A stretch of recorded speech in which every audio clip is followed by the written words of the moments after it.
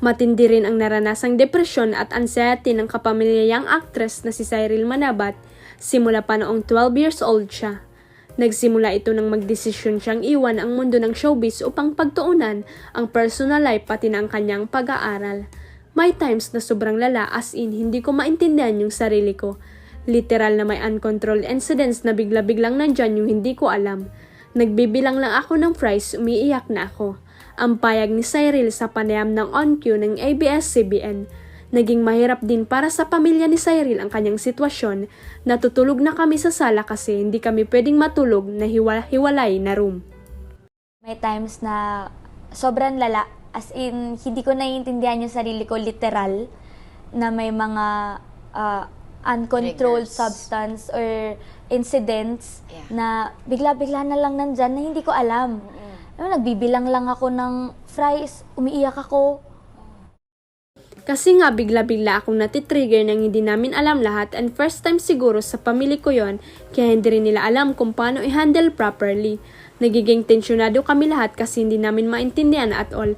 May times na nagkakaaway kami to the point na hindi na namin natutulungan yung isa't isa, naging sobrang toxic ng household. Kaya kinailangan ko ng mag-meds, kailangan ko ng mag-seek ng professional help. Pagpapatuloy pa niya, ilan sa mga nakatulong ng malaki sa recovery ng actress ang ilang therapeutic activities at ang regular na pakikipagbanding sa kanyang mga kapamilya at malalapit na kaibigan. Sadly, hindi siya magamot, nakatulong kasi lalo akong naging worse. Ang kailangan ko lang talaga is therapeutic activities. Kailangan kong lumabas, kailangan ko ng mga taong nag-feed sa akin ng good aura at positivity. Nagbigay din siya ng payo sa lahat ng mga taong dumaranas din ng depresyon at anxiety. Marami rin po akong pinagdaanan na I'm sure pinagdaraanan nyo ngayon. Kailangan nyo lang pagdaanan yan. Bigla-bigla ako natitrigger ng hindi namin alam lahat. And first time mangyari yun siguro sa family ko, so hindi rin nila alam kung paano i-handle properly. So nagiging tensionado kaming lahat kasi hindi namin naiintindihan at all. So may times na nagkakaaway kami and to the point na hindi na namin natutulungan yung isa't isa, naging sobrang toxic ng household.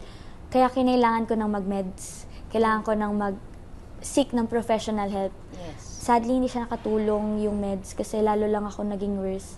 Ang kailangan ko talaga is therapeutic activities. Kailangan kong lumabas. Kailangan ko ng mga taong ma-feed sa akin is good aura, positivity. Huwag kalimutang i-click ang subscribe button at i-ring ang notification bell para sa latest at legit chika updates.